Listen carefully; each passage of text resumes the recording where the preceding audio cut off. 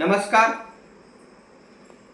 विद्यार्थी मित्र व पालक वर्ग, मी ॲडव्होकेट विजयकुमार आडकर आज करिअर सक्सेसच्या माध्यमातून मी आपणाला आपली मुलं 10वीच्या पुढं कोणत्या मार्गाने कोणत्या फॅकल्टीमध्ये 11वीला ॲडमिशन घेतलं पाहिजे, 10वी नंतर कोणत्या संधी उपलब्ध आहेत व 10वी नंतर विद्यार्थ्यांना कोणत्या फील्डमध्ये ॲडमिशन घेतलं पाहिजे या विषयावर विश्लेषण करणार आहे। 10वी नंतर काय, आफ्टर 10th नंतर काय, हा प्रश्न प्रत्येक विद्यार्थ्याच्या व पालकाच्या मनामध्ये आहे। त्यासाठी हा मी व्हिडिओ बनवत आहे। विद्यार्थी मित्र व पालक वर्ग यांना मला सांगायचं आहे की 10वी झाल्यानंतर आपला मुलगा हा 10वी मध्ये CBSE माध्यमातून शिकला असेल किंवा स्टेट बोर्डच्या माध्यमातून शिकला असेल। स्टेट बोर्ड म्हणजे स्टेट गव्हर्नमेंटचं बोर्ड असतं आणि CBSE बोर्ड म्हणजे हे सेंट्रल लेवलचं बोर्ड असतं।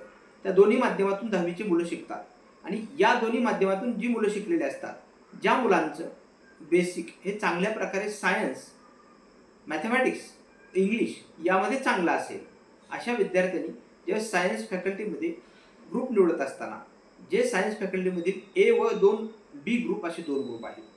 A व 2A व B असे दोन ग्रुप आहेत। A ग्रुप हे इंजिनिअरिंग साईडकडील सुसंधीचा वाव देतो आणि B ग्रुप हा आपल्याला मेडिकल फील्डमध्ये ॲडमिशन घेण्यासाठी उपयोग येतो।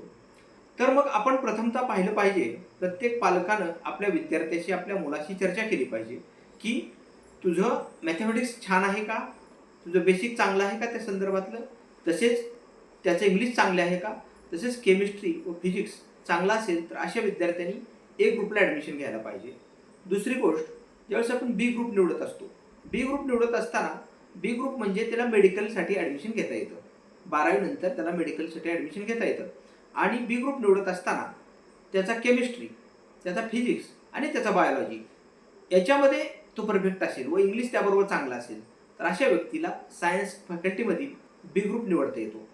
B ग्रुपच्या माध्यमातून आपल्याला मेडिकलच्या सर्व फॅकल्टी, सर्व फील्डमध्ये, सर्व एज्युकेशन सिस्टममध्ये ॲडमिशन घेता येतं आणि A ग्रुपच्या माध्यमातून इंजिनिअरिंग फील्डमध्ये ॲडमिशन घेता येतं।